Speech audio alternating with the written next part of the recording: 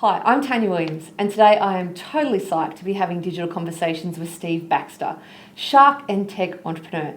Steve is one of Australia's most successful tech entrepreneurs and an active investor and mentor to startups. He's an active supporter of Australia and Queensland's startup ecosystem, is a founding board member and advocacy group Startup Oz, and the founder of Brisbane working community River City Labs, as well as a mission leader for Startup Catalyst. Hi, Stephen, welcome. G'day, how you doing? Good. So before we sort of get into the questions, I thought I would share with the audience a bit more about your background for anyone who has lived under a rock and doesn't know what you've been and how you've been, how you started. So, age 23, started with your life savings, $11,000, and invested in an internet service provider, which years later you sold to Aussie Mail. Mm-hmm. And then, about 2001, you launched a second startup? Yep. Co-founded that with a chap I went to school with here in Brisbane, a company called Pipe Networks. Yes. We were a provider of wholesale services to ISPs and other telecommunications carriers. And rumoured to have sold that for $373 million? Well, no rumour. It was a listed company. It was a very open process, you might say. So, it was a good day. We listed that in 2005 on the ASX and sold it in 2010. Listed at 40 cents and sold it at $6.30. Cool. So it was a really good day. Yeah, I'd say that's a pretty good day. There were 900 shareholders in that business, so it was a good day for all the shareholders. Yeah. Awesome. You spent a year working in Google. Obviously, you've launched all sorts of companies to a valuation of over $100 million, and obviously that's part of what you're doing on Shark Tank as well. River City Labs here in Brisbane. I've been to many events at River City Labs and know the guys there quite well. You're also co-founder of Right Pedal Studios, which is a mobile gaming accelerator, and Startup Oz. So how do you keep up with everything? There's a lot on the go. There is a lot on the go.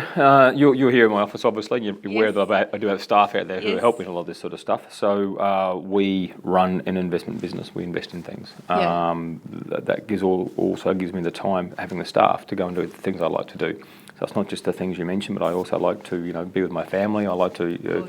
I've got a few toys I've acquired over the years. I love to fly and love to fish. Yeah. So I don't do that enough. But I do it whenever I can. Yeah. So it must feel like another lifetime away. Is it like those two businesses that were where you started? I mean, it's been obviously a journey. In 2 weeks' time, I'm going back down to Adelaide for the 20th reunion of my first business. It's probably about 20.7 years, but they're calling it the 20th, which is nice. Yeah. So you still keep in touch with all those guys? Oh yeah, very much so. Yeah. So does it seem a lifetime ago? Oh, look. Not really, I suppose. No. Okay.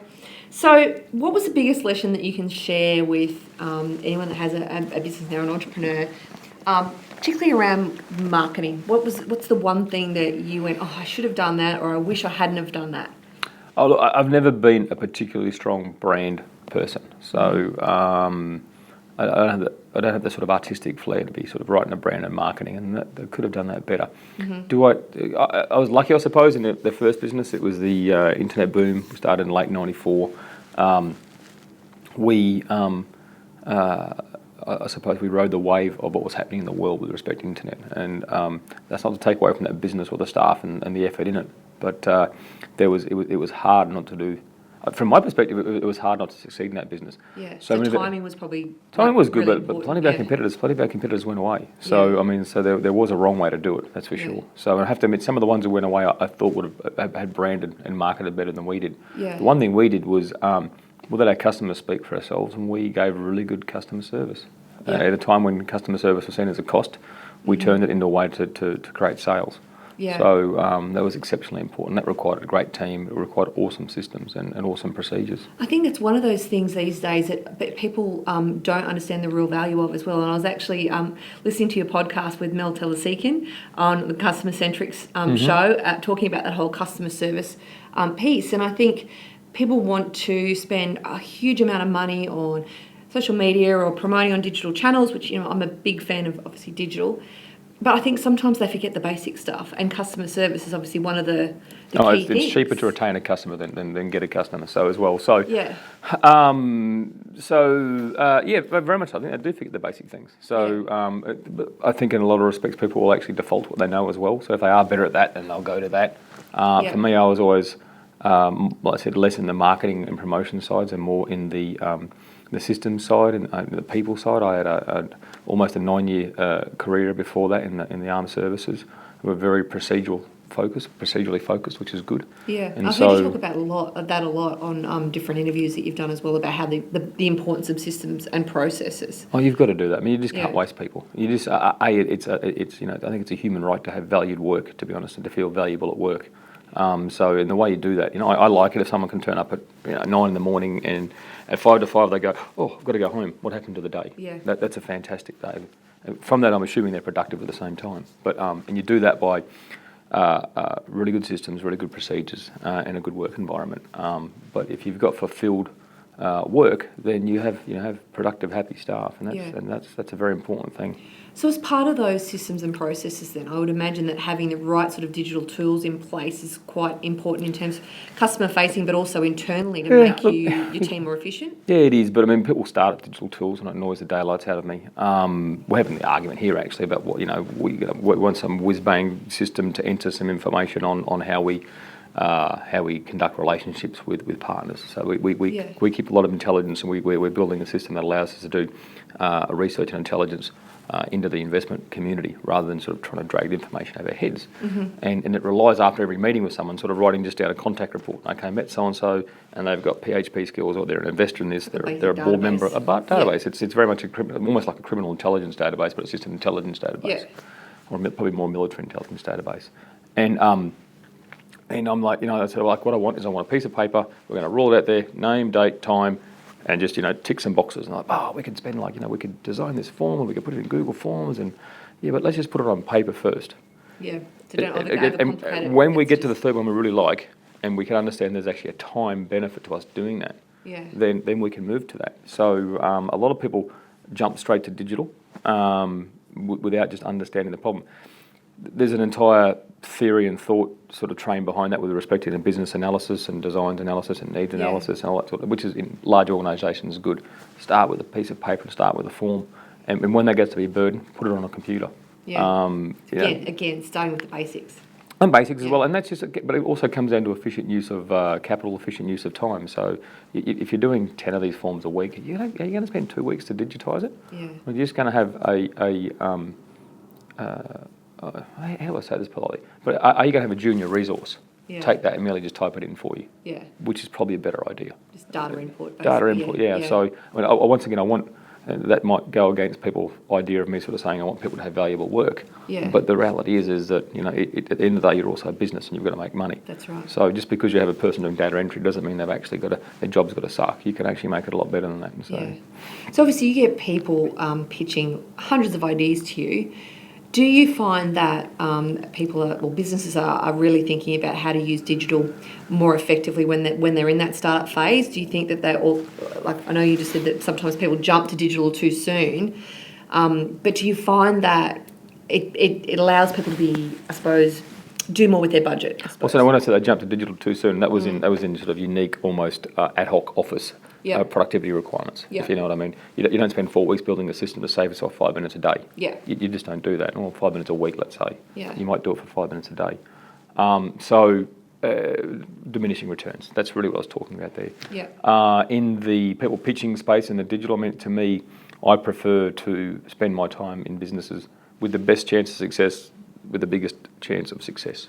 So, or whether success will be larger, if you know what I mean. So, and the way you do that, you scale the software, and you have access to a global market. The Apple App Store in November 2013 had 500 million non-defaulting credit cards in it, and my entrepreneurs complain that they've got to pay 30 points of their gross revenue to access that store.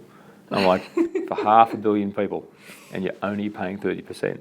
So so there's opportunity out there. Yeah. So take the easy stuff. It's high growth. Where you can anyway. Yeah. So, okay. So there's obviously a lot of growth around and hype around social media. What are your thoughts on social media in terms of how businesses are utilising it and where you think it may be being used incorrectly? Incorrectly. Well, I know it's being used correctly, and there's a great business here in Brisbane called Fantees, and they might have actually changed the name, but I'm pretty sure they're still called Fantees. They do T-shirts. They do custom bespoke These printed guys T-shirts. you can put a design up and they can print it the next day and they sell it. And they sell it, and they sell it, and Yeah. people can actually pre-purchase online, and you won't actually sell, because obviously the more you print, the cheaper it gets. For example, right? So you can set your price point. You can set how many people will set the trigger for pre-ordering it before you actually print it as well. And they've actually got this marketing machine. So the whole thing is marketed in through Facebook and Instagram and God knows where else.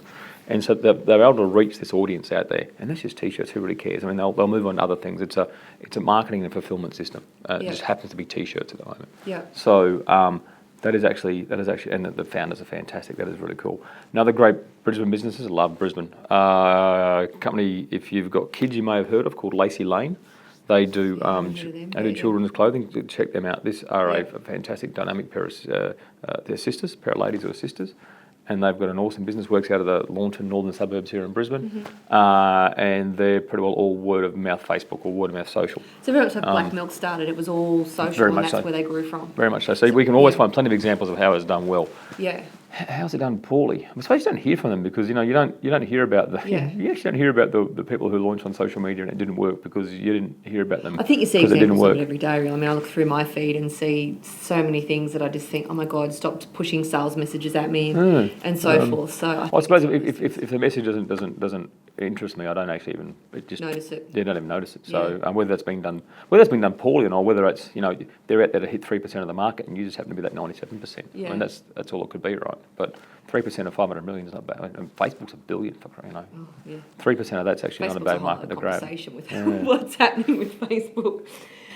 So what do you think are the three biggest innovations that are going to be happening over the next 12 months? I know that's probably a big question because there's so much out there. I mean, I think 3D printing is absolutely fascinating. Yeah. But in terms of innovation and what's happening in that space, where do you think that over the next 12 months we're going to really see something big hit the market?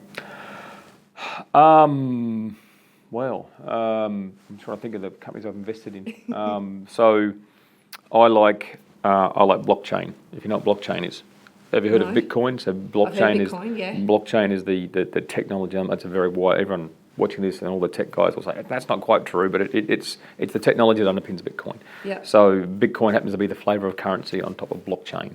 Okay. Blockchain is about a value transfer mechanism. So it's a fully distributed, non-centrally controlled, fully encrypted ledger. So all of a sudden you can transfer value, be it money or be it, let's say, property titles, software titles, who really care. A property title brick by brick, for example, you can transfer that without a middleman. So, in the concept, it's like having a credit card when Visa doesn't actually keep the tally. The tally is distributed between everybody, so there's actually no one can clip the ticket in the middle. Yeah. So I like the Australian company? Oh no! Well, it's software. No, it's software. It's I actually don't know who wrote it. I mean, it was probably written in the cloud, written on the internet. It was a really lame description for it, but it's a bit like Linux in some respects, in some respects, in that whilst there's one person who kicked it all off, the community's now grabbed a hold of it. There are a key series of developers out there who maintain it, but there's also forks. So there's actually the code base, or the concept base almost, is actually forking off in different directions, which is how all good software grows into better software. Mm-hmm. So that's, to me, the Uberization of value transfer, which is blockchain. I will call it Bitcoin for want of a better term.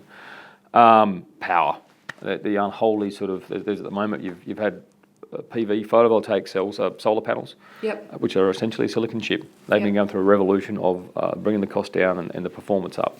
So they're getting quite inexpensive. You've had home storage solutions for many years, but Tesla bought out his Elon Musk, and Tesla bought out his Powerwall just recently, which has got terrible specifications to it. It's 1.5 kilowatt hours or whatever the devil is. It's 1.5 kilowatts to 6 hours, whatever it is. It's dreadful specifications. But so was the iPhone 1. Yeah. But everybody wanted the iPhone 1. Yeah. Everybody wants a Powerwall. So. I mean, having its name behind it helps a lot as well. It's amazing, isn't it? But the Queensland government's really going to wish they sold that power network because it's about to be worth nothing. Yeah. And as it is, I mean, I hate areas where the people selling you it think they have a right to revenue and they think they've erected some sort of regulatory mechanism to prevent you from going and getting competitive services. Yeah. And so anyone who can actually chip away at that, I really do salute, and I like seeing that. Yeah. I mean, imagine with you in the space that you're in with seeing all those startups and being pitched for investment and so forth, you'd be seeing a lot of cool new business ideas come through. Obviously, good and good and bad, but.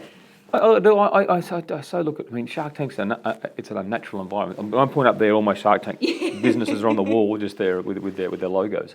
So Shark Tank's an unnatural environment for me in that I don't usually look at ideas. I have to get to understand the people. Yeah. I want to understand their skill base. I want to understand the problem they're solving, and I look at their idea. So, and someone just walks in and starts pitching an idea. What you don't see on Shark Tank is you'll see 11 minutes on TV.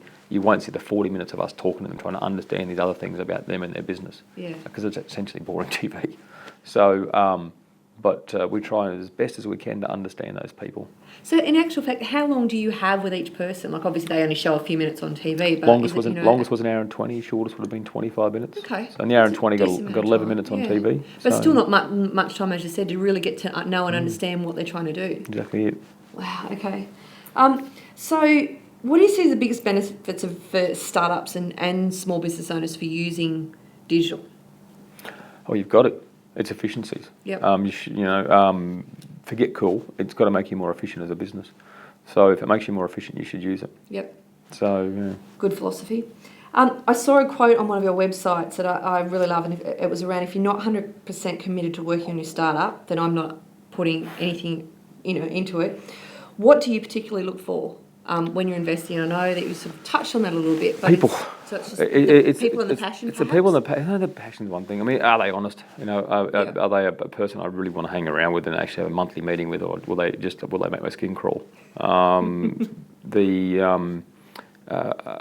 are their skills?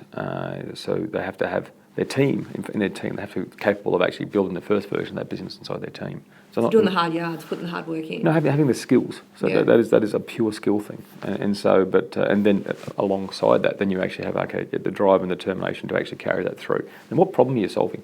I mean, you might have a great app to make bakers in Fortitude Valley more efficient, but that's not a very big problem. I don't really care about that. Yeah. So what is the problem you're solving? Can I understand that problem? And then what's the idea to solve that? The idea is always pretty last. Yeah, okay. It's interesting. I would have thought the idea would have come a lot higher up in that checklist of you always see the idea first, and so then you got to dial down into all those other bits and pieces and try and understand them. Everything else. So it's like when I look at pitch decks, people ask me, what do you want to, when in a standard environment when you pitch? Standard, like there's ever a standard pitching environment, but it's always introduce yourself. What's your background? What's your problem? Who's your team? What's your idea?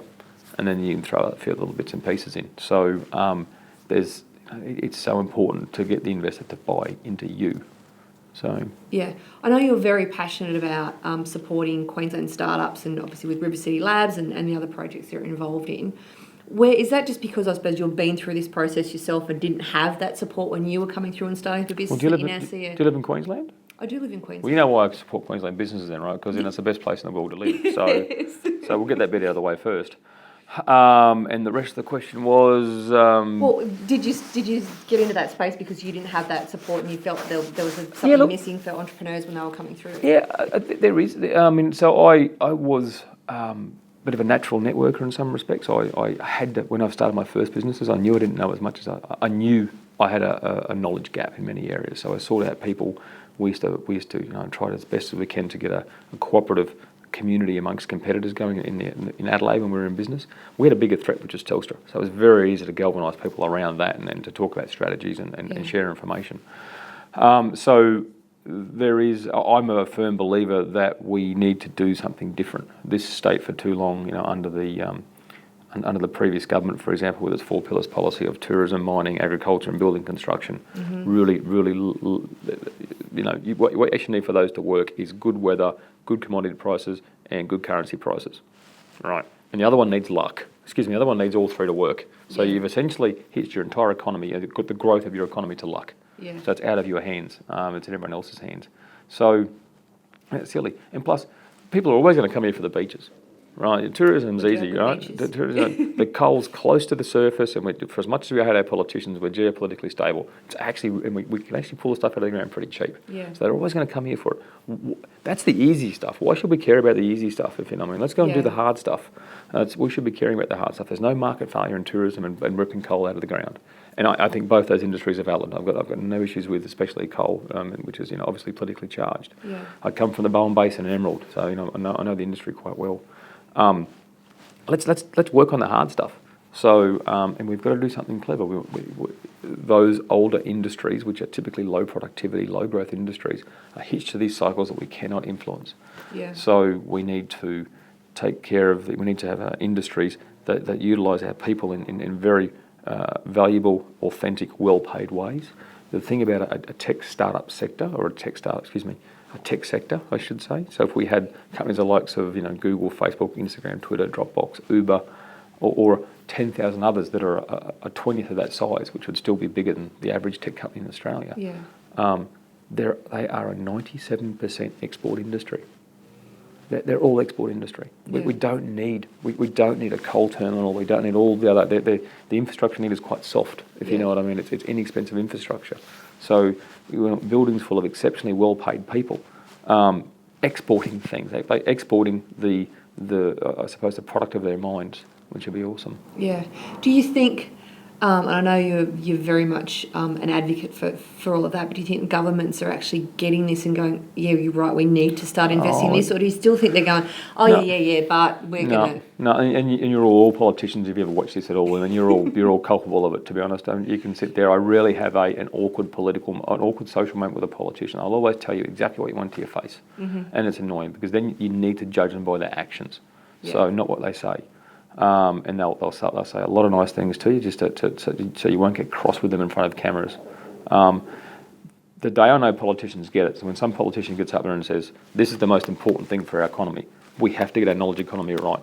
This is a 97% all export industry. We can't be hitched to the old, low growth, cyclical businesses.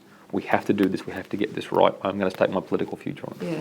And actions speak louder than words, right? I mean, you can say that, but it's actually doing stuff that's going to make that difference. Once they say it, if they don't actually follow up with it, we have to then hold their feet to the fire and get them to deliver it. Yeah. But you get the little sort of $24 million here and $5 million there and $6 million, these little programs that sort of do nothing and typically repeat the problems of the past too, if you know what I mean. We've got such an attitude that we can take research from higher institutions, which I think we should do lots of and more of, but we shouldn't actually then take that research and say, hey, look, we need to build a business out of it. It's actually counterintuitive, and we've actually proved it doesn't work. We've actually proved $9.5 billion a year spent in research every year, fact checked through the PBO, Parliamentary Budget Office, right? And we keep doing it year after year after year, and no one says, well, let's keep doing it. It doesn't work. We should just keep doing it. I'm like, they claim to be smart people, and they don't understand that they're not having the impact that they think they should, because they're sort of saying, well, where's the results from that? And we should do research, and we should do research for research's sake, right? Yeah. But to think we can take more money and beat it to death with more government money to try and get a business out of it is just painfully stupid. I agree. And I think there's so many unknown successful Brisbane and Queensland companies that no one would even be aware of because they're doing business to business or whatever that might be. And people go, who have never heard of you? Because you're not an Uber or you're not an Airbnb, so therefore I haven't heard of you, so therefore you're not successful. I think there's so many, and I came across a few when I was working with the team at Brisbane Marketing, pulling together Global Cafe. So I worked on the digital innovation technology stream to pull that together. And I think it was Wayne Gerard from Red Eye Apps. I mean, those guys are doing some awesome stuff and doing stuff, but I'd never heard of them before. Yep. And there's companies like that are really successful, employing lots of people, looking at all sorts of stuff all over the world that no one ever hears of. Yep. And I think it's a shame that some of those guys aren't given a bit bigger platform, I suppose, to really say, hey, look, there's opportunity here if you want to. And I'd love it that when Wayne, if his company, I know Wayne quite well, and I think he's doing great things, and Red Eye's fantastic. Yeah. And if his company continues growth, I'd love to look out that window and see a 40-story building full of all of his employees. 4,500 people in there earning $150,000 a year to do really smart things and sell it to the rest of the world. And I know Wayne wants that. Yeah. Right. So that is actually what we need. So. Right now we are buying all this. We're buying the Dropboxes, the Ubers, the Airbnbs. We're buying those services from overseas. We're actually making our life more efficient, right? But the net economic return is going to other jurisdictions. We're importing these things. We need to counterbalance that with real employment, real export-driven value coming from some Australian city, preferably this one. The problem I see with some of those areas, I mean, I'm a big fan of Uber, a big fan of Airbnb, and I use both of them. But what upsets me is when I see Taxi Council and all the taxi guys is bashing it, saying it's this, it's this, it's this. It's like they've got a product that's come out of something the customers wanted that you guys would not give them. So instead of bagging someone else for coming up with something innovative, why don't you just improve what you're doing, and perhaps you can get a bigger share of that market. And I think this innovation often scares those existing companies, especially if they're a duopoly. The first thing they do, the first thing someone who's getting disrupted, they're feeling disruption, right? The first thing they do is they'll ignore it. The next thing they'll do is protest. The next thing they'll do is convince the government to regulate it. Yep. But hopefully, they finally get it, right? They need to get it long before they go the way of Borders and Kodak. Because right now you actually have Amazon and you have Apple, for example, or GoPro. Yeah. So some get it, some don't. I mean, if they get it early enough, they can actually create a bigger pie for everybody, if you know what I mean, as opposed to trying to keep their shrinking part of the pie, or their shrinking. Yeah, it's like anti-innovation. It's like, you can't do anything different or better because it's going to impact our little market. When it comes to policymakers, they're even more short-sighted, and they're busy people, and they've got the huge portfolios. I actually feel a bit sorry for directly represented politicians. I much prefer, not so much for the senators, because they don't really report to anyone, but your poor schmo politicians who's elected for their electorate, for example, they've got to worry about the garbage, they've got to worry about this, the street lights, and all the other things. And if they get a portfolio in the cabinet, they've then got to worry about that portfolio. I think we've got a stupid system in that respect. I like the American system. Too much. How can you make an impact on all of that? Yeah, well, we should grab a professional and actually put them in charge of the department, if you know what I mean. So, you can make arguments. That's what the public service does. But I'd say we've been pretty poorly served by the public service in the last 10 years, to be honest. Yeah. But the strange thing is if you actually think about what Uber is, and Uber's an often used example, and there's regulatory issues, blah, blah, blah. People are using it because they like it. If they sat back and thought to themselves, and they're spending money building roads and transport, such a huge issue, so wait a second, so here's the solution everyone wants, they want to use, that's actually less expensive, so therefore people will use it more often. And you could have less cars on the road. So the governments have always tried to introduce carpooling. Yeah, they always want people to worked. carpool. Yeah, guess what? Now someone comes with a digital platform that gets charged for, and then all of a sudden it's evil? I'm like, that makes no sense at all, right? But it's actually going to change how we build cities. If you take Uber to the self-driving car analogy, future, I suppose, that gets really quite scary, because self-driving cars will be smaller cars, and they'll be a very different dynamic to them. You'll be able to just order a vehicle, it'll turn up, it'll take you places. You mix that then with, let's say, for example, an Airbnb world, or an Airbnb in respect to office space or something. So we're using our assets more intelligently, which means we're building less, which means we have a more efficient society. We have to build less infrastructure for the same outcome. Then you mix that with, you just imagine the disruption. Then you have massively efficient solar panels with massively efficient home storage. Yeah. We will see differently designed cities in 20 years' time, and none of them are thinking about that at this point in time. They're all like, how do we keep our taxi drivers happy? How do we keep with all those things? Everybody's like, but it's change, and hang on, how's that going to impact my life? I think that's the biggest thing we see with all this innovation is it's that uncertainty of it all, and that fear of but how is it going to impact? Is it going to be positive or negative? And therefore, so many people tend to shy away from it and go, we don't like that. It's different. But I think, I'm the opposite. I love innovation and change, and I think, I jump on top of that stuff when it happens. I just think it's so fascinating to think that people are actually thinking differently and doing different things, and I just wish we would see more of that. Yeah, definitely. Particularly in somewhere like Queensland, because it's one of those things that people always like, Brisbane, and it's like, but there's so much talent, and there are big companies here in Brisbane, but it's also Sydney, Melbourne centric so often. It is. That drives me nuts when people just don't understand, I suppose, how much talent there is actually here. Someone contacts us, I've got this great business, you should invest in it, whereas you should fly to Sydney to see me to invest in my business. I'm like,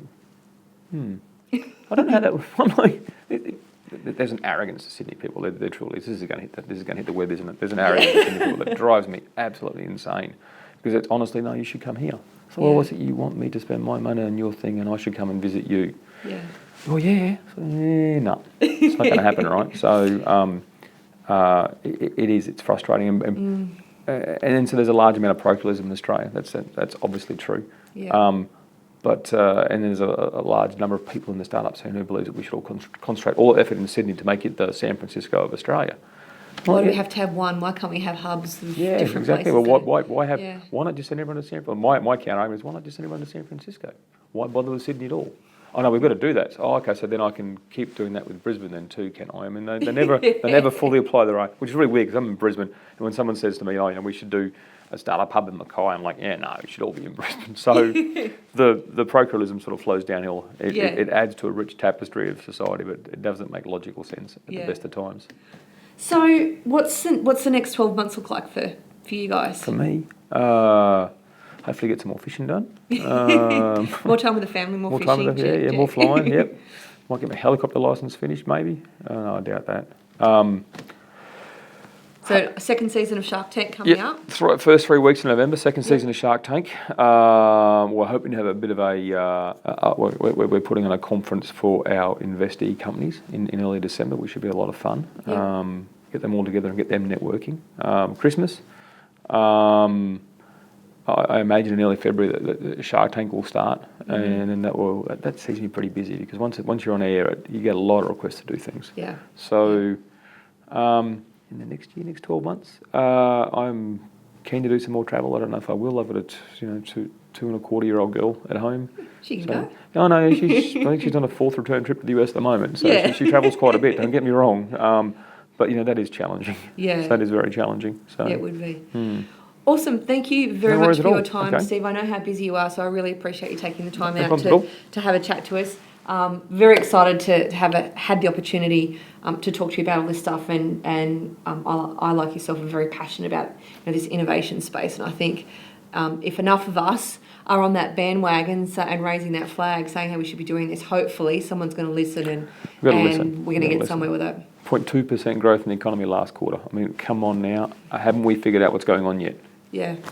Anyway, sorry. Well, let's see what's going to happen in the next 12 months, hey? All right. Thanks for your time, Steve. Thank you very much.